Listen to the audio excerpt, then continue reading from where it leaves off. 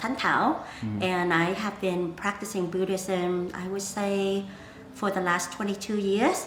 I have been at this temple practicing at the Lien Buddhist temple here in San Antonio, Texas for 16 years.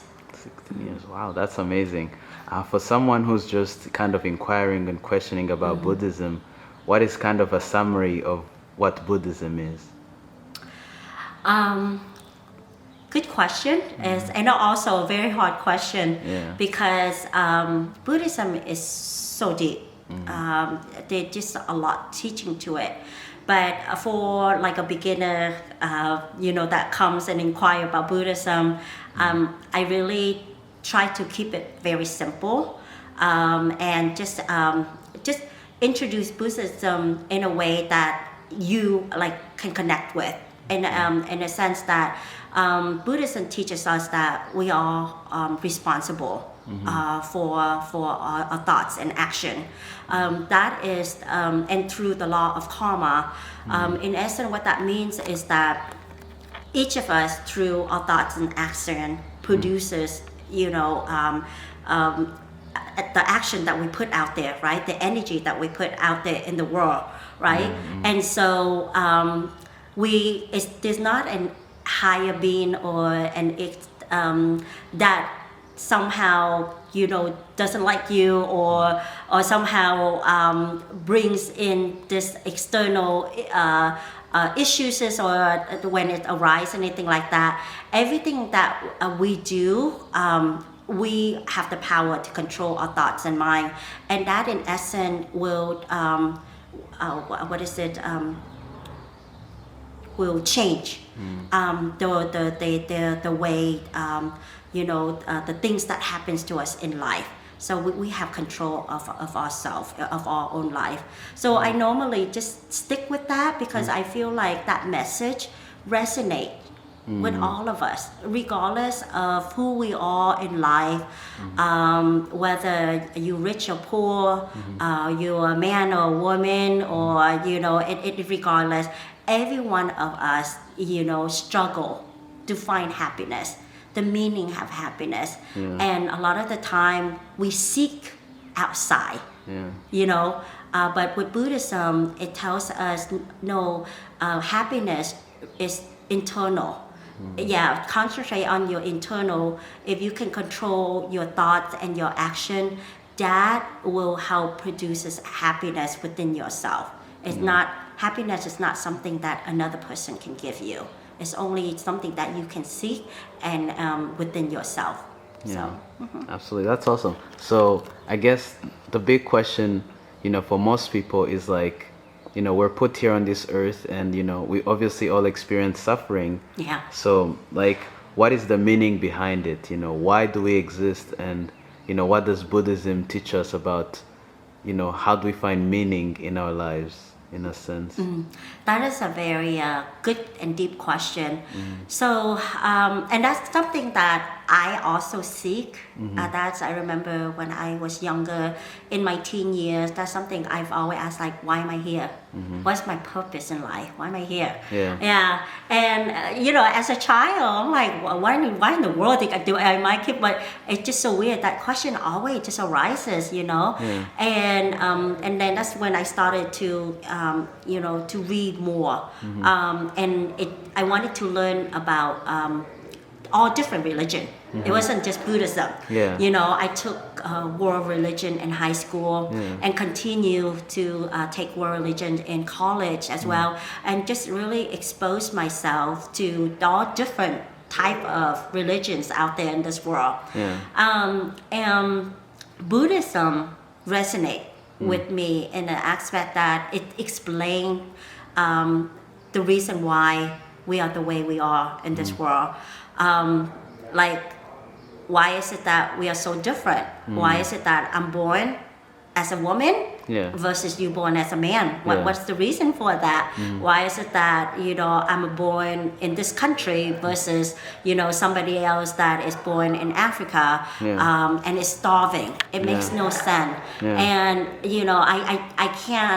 I can't imagine that there's a higher being that just like you more than me, and then therefore I'm suffering, more than you, right? That cannot be, the answer to that.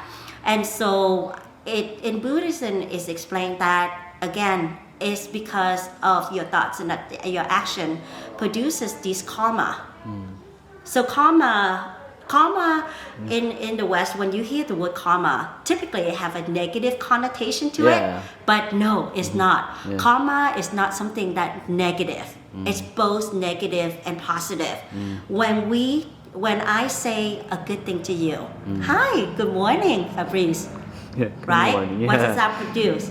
It's you will smile back. Yeah. Hey, good morning, Augustine. Yeah. That right there is what our thoughts and our action, what we do, what we say, it will generate that back. And if you say something negative or if you do something negative, that will come back to you. So it's the action that we do, that is the karma that we produces. And so with this karma, it continue on. It doesn't quit, or it doesn't stop when we leave this earth. Our body will leave this earth, but what it is it's free. I apologize. I have so many things.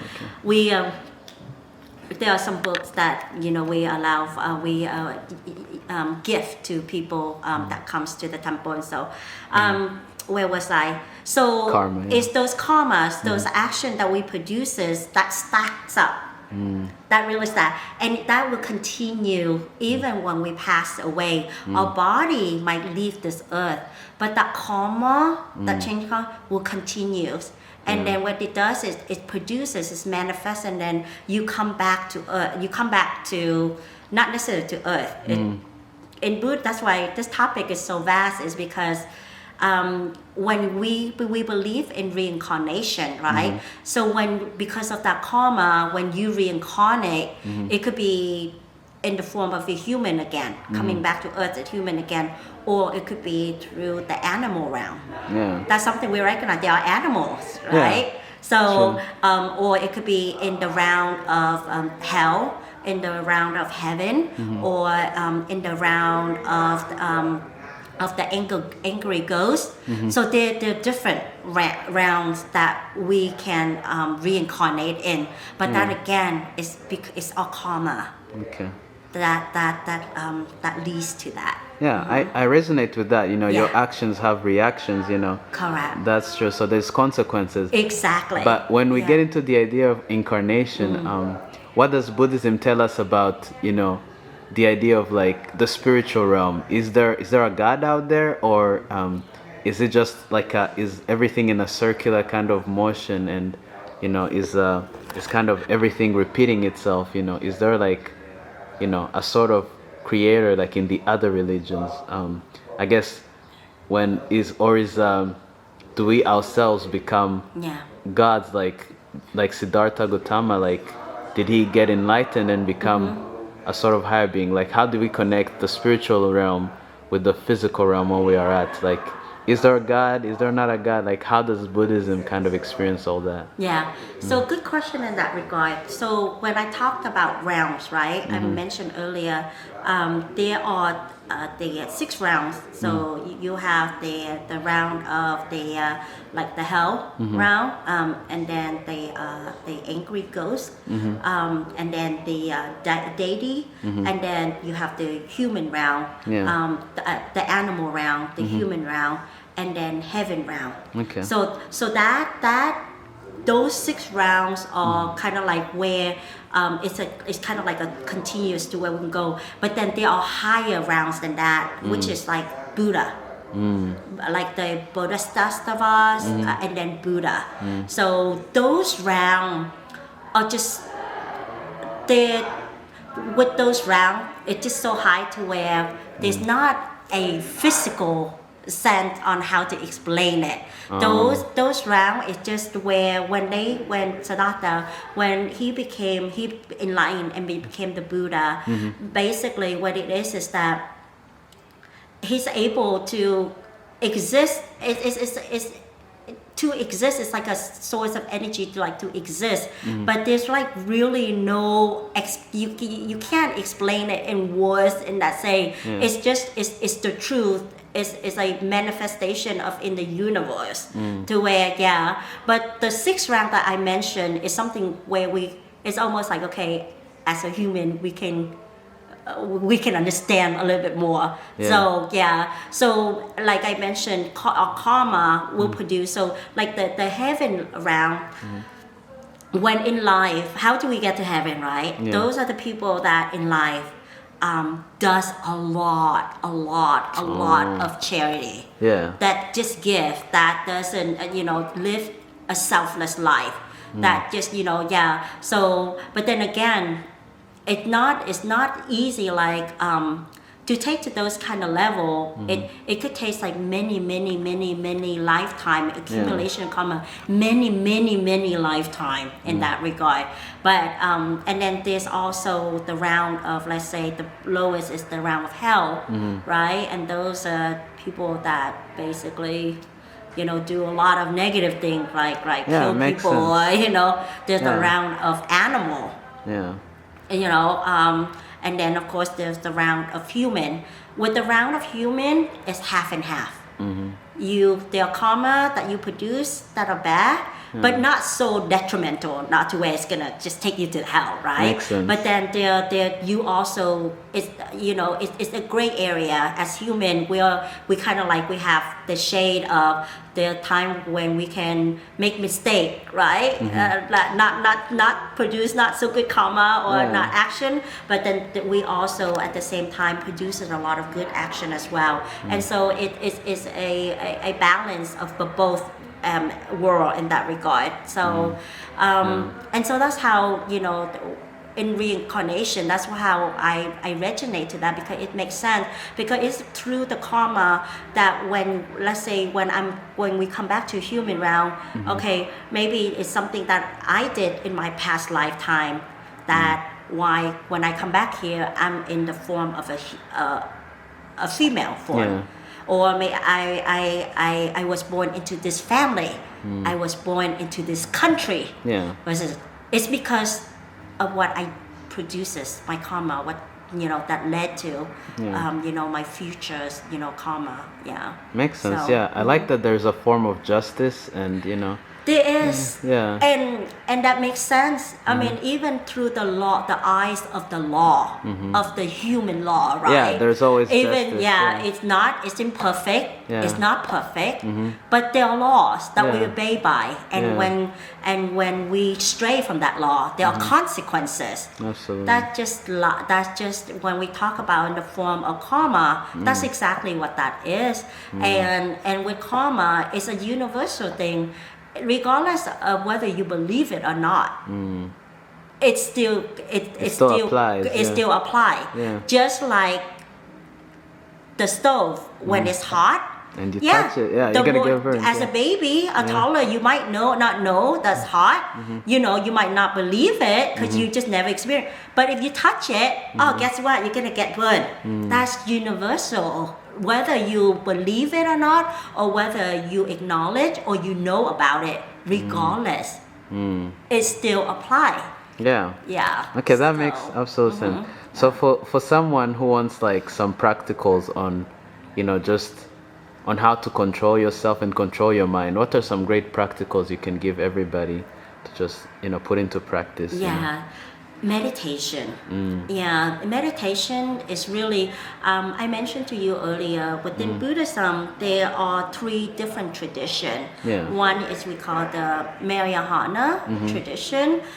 With that tradition, that tradition is very popular in the Southeast Asia, specifically country like China, Vietnam, Korea, Japan, etc. And those that that's just the way we practice. They do a lot of chanting. Chanting, right? The way they cultivate, they chant a lot. And then you have the Theravada way, which is meditation, and that is very popular in the Western countries. Yeah. It's meditation. And meditation typically is popular in like Thailand, Cambodia, Myanmar, etc. And then you also have the Tibetan, like where they chant the sutra.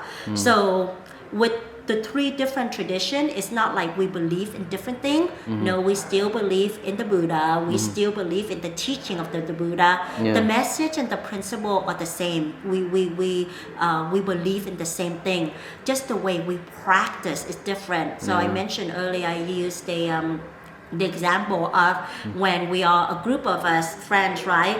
We get together, we agree to go to dinner, but how we get to that restaurant is different. You can take the train, I can take the car, another person can take a bike, another person can walk, you know, but we all meet at the same destination. It's just how we get there is different. That's all it is.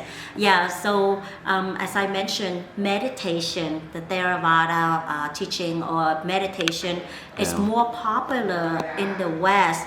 I guess, I don't know, I'm not really sure why. I think it's just the whole idea of like sitting still. And when you sit still, it really, that's when you really recognize it.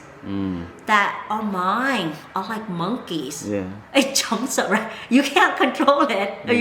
And you try to, and yet it keeps, hopping around, just one thoughts after another. It's not stop.